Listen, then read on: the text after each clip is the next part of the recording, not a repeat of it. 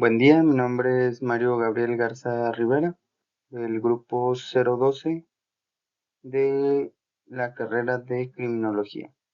En este caso voy a presentar mi producto integrador de aprendizaje de la materia de seguridad en tecnologías de la información. En este caso es un informe de un caso real de un ciberataque. El caso es Falchi. Es un virus informático norcoreano que se le nombró Falchild, el cual infectó a los servidores de una empresa privada de telecomunicaciones de la Ciudad de México, la cual fue detectada por policías de la Agencia de Investigación Criminal en colaboración con el Buró Federal de Investigaciones, el FBI por sus siglas en inglés. Este virus o este malware fue detectado y aislado de los equipos de cómputo, porque se presume que era capaz de extraer información y controlar equipos a larga distancia. De acuerdo con las autoridades, FileShield puede extraer información de discos duros, monitorear los equipos a larga distancia, crear, leer y escribir archivos, además de modificar sus fechas de acceso. Eh, Esto tiene una problemática, que este virus puede autoeliminarse para evitar ser rastreado, lo cual dificulta su proceso de investigación. El malware afectó a una empresa privada de telecomunicaciones cuyo nombre no se dio a conocer. Fue detectado y aislado de los servidores por elementos de la Unidad de Investigación Cibernéticas y Operaciones Tecnológicas adscritas a la Agencia de Investigación Criminal de la Procuraduría General de la República, la PGR, con ayuda de la institución internacional, el FBI. Los riesgos sociales. La conducta desviada observada en el caso de Faulchild genera múltiples riesgos socioculturales, desde la erosión de la confianza y la cultura de la legalidad hasta impactos educativos, económicos y psicosociales. Este tipo de ciberataques no solo dañan sistemas informáticos, sino que transforman la forma en la que la sociedad se relaciona, confía y participa en el mundo digital. En pocas palabras, el riesgo sociocultural que causa es una desconfianza de la sociedad hacia el uso de las tecnologías o bien de su información protegida. El impacto de daño social. La conducta desviada produce una serie de impactos que afectan tanto a individuos como a comunidades, instituciones y a la sociedad en general, como por ejemplo el daño a la cohesión social. Se rompe la confianza entre ciudadanos, genera miedo, incertidumbre y sensación de vulnerabilidad. Puede fragmentar sociedades cuando se percibe que la seguridad no está garantizada. En otro lado, el daño económico y laboral, pérdidas económicas por ataques, fraudes o afectaciones en servicios esenciales, afectación a empresas y trabajadores como cierres, pérdidas de empleos o disminución de ingresos. También hay incremento de costos en seguridad, infraestructura y protección digital. Por último, el daño cultural y tecnológico, que es la reducción en el uso de tecnologías por miedo o desconfianza, retrocesos en la cultura digital y en la ciudadanía informada, y la mayor difusión de estereotipos negativos sobre la seguridad digital. En la implementación de las estrategias particulares de la prevención de la conducta desviada, tenemos las estrategias técnicas, que es la actualización constante de sistemas, uso de antivirus, anti-malware y firewalls, contraseñas seguras y autentificador multifactor, el respaldo periódico de información, que son los backups, el segmento de redes, otras estrategias organizacionales como las políticas de seguridad de la información, protocolos de gestión de incidentes, control de acceso por roles. En las estrategias formativas, pues es la capacitación continua en ciberseguridad, campañas de sensibilización, el uso o bien la difusión de estas campañas para que la gente pueda conocer más información sobre estas estrategias. También tenemos las estrategias personales, que son evitar enlaces y archivos sospechosos, configuración segura de dispositivos, uso responsable de redes públicas como las VPN, y la protección de la información personal. Por último, las estrategias legales y de cooperación, que es el complemento a la norma de protección de datos y la colaboración entre instituciones, ya sea gubernamentales o privadas. En la interpretación objetiva del triángulo de la seguridad de la información que conforma la confidencialidad, integridad y la autorización, dentro de la confidencialidad es asegurar que la información es accesible solo para aquellos autorizados a tener acceso. En la integridad, garantizar la exactitud y la completitud de la información y los métodos de su proceso. Y por último, en la disponibilidad, asegurar que los usuarios autorizados tienen acceso cuando lo requieren a la información y a sus activos asociados. Conocer las tecnologías de la información y comunicación mediante la evaluación de diferentes técnicas de ataque. En el caso de FallShield, resalta la importancia crítica de la ciberseguridad en las infraestructuras de TIC, especialmente en sectores estratégicos como las telecomunicaciones. Demuestra que los ataques modernos pueden ser altamente dirigidos, utilizar malware avanzado y tener como objetivo el espionaje o el sabotaje respaldado por estados o naciones. La respuesta coordinada de la Procuraduría General de la República, la PGR de México y el FBI de Estados Unidos evitó una afectación mayor, lo que subraya la necesidad de la cooperación internacional y el intercambio de inteligencia en ciberseguridad para proteger las infraestructuras globales de las TIC. Estos son los resultados de la encuesta de la percepción social sobre las amenazas y riesgos de la ciberseguridad realizada por parte del alumno. En este caso, la encuesta se preguntó la edad. El 77% de los encuestados pertenecen a un grupo de edad de 18 a 25 años de edad. El sexo tenemos que el 53% pertenecen al sexo masculino. En el nivel educativo, el 77% tiene un nivel educativo de universidad, el 7% un nivel educativo de posgrado y el 17% un nivel de preparatoria o bachillerato. En la ocupación tenemos que la mayoría son estudiantes o empleados.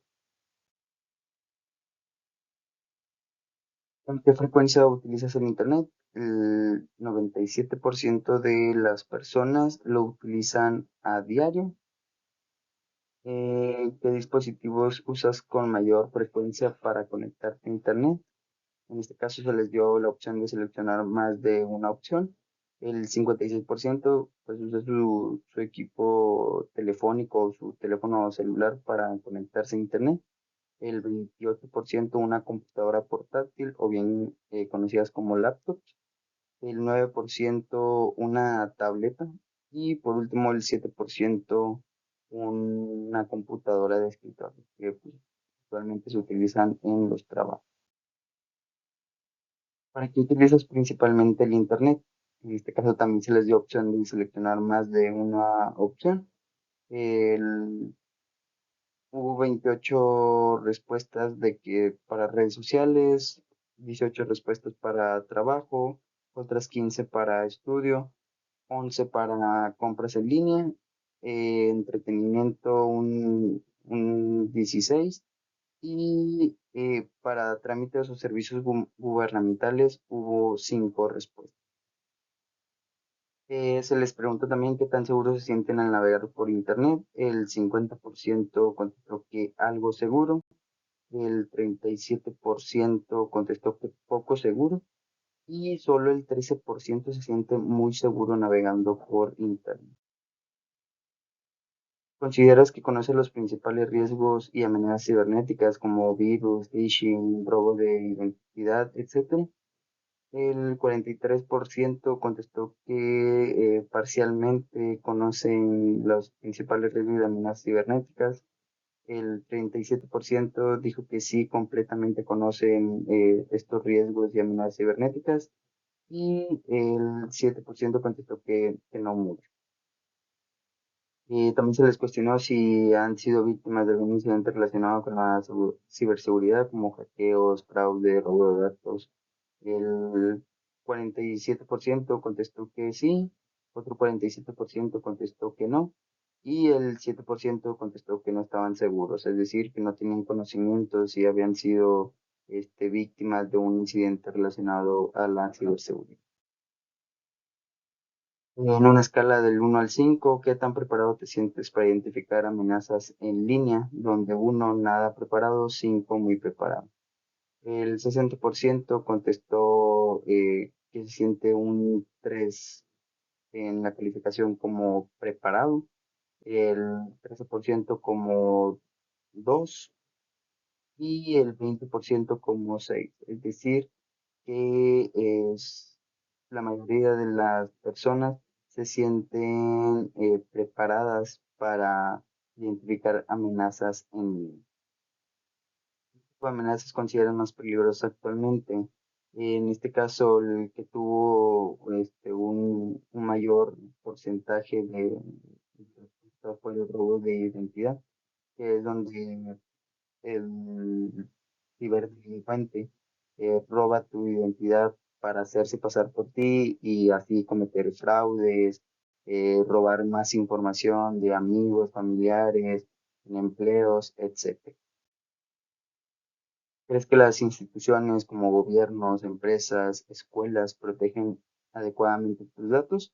En este caso, un 87% contestó que no, es decir, que no se sienten protegidos por estas instituciones que manejan sus datos personales. ¿Utilizas contraseñas seguras y diferentes para cada cuenta? El 47% respondió que a veces y el 40% respondió que siempre.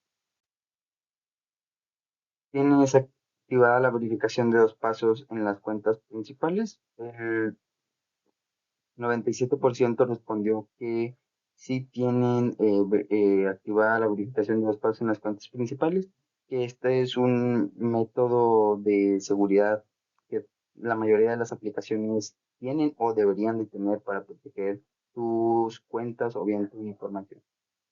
¿Con qué frecuencia actualizas tus dispositivos o aplicaciones? En este caso, el 47% respondió que solo cuando las necesitan, lo cual implica un alto riesgo de que puedan ser vulneradas. ¿Qué tan importante consideras la educación en ciberseguridad en la sociedad actual? El 67% considera que es muy importante, el 27% que es importante y el 7% que es poco importante. ¿Crees que debería enseñarse ciberseguridad en las escuelas? El 29% contestó que sí, lo cual pues todavía no se implementa en las escuelas ya que se les da prioridad a otros programas educativos. ¿Tienes conocimiento sobre la existencia de leyes que regulen o castiguen los ciberdelitos? En este caso, se dividió las respuestas en un 50% y un 50%, donde 50% de los encuestados sí conocen la existencia de leyes que regulen o castiguen los ciberdelitos y el otro 50% no conocen esta información.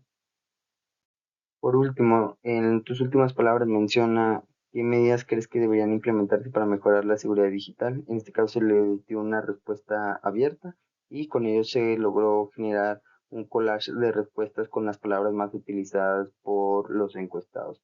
En este caso, la cultura digital, riesgo, contraseña, información, enlaces, adultos mayores, 2 pasos, verificación, protección, talleres, pláticas, contraseñas, datos, sospechosos. Y entre las respuestas más comunes es utilizar contraseñas o fuentes seguras, mantener todos los dispositivos, sistemas actualizados, utilizar programas de antivirus, crear una cultura de prevención al utilizar Internet, la cual ayuda a las personas a estar más protegidos, campañas, mm,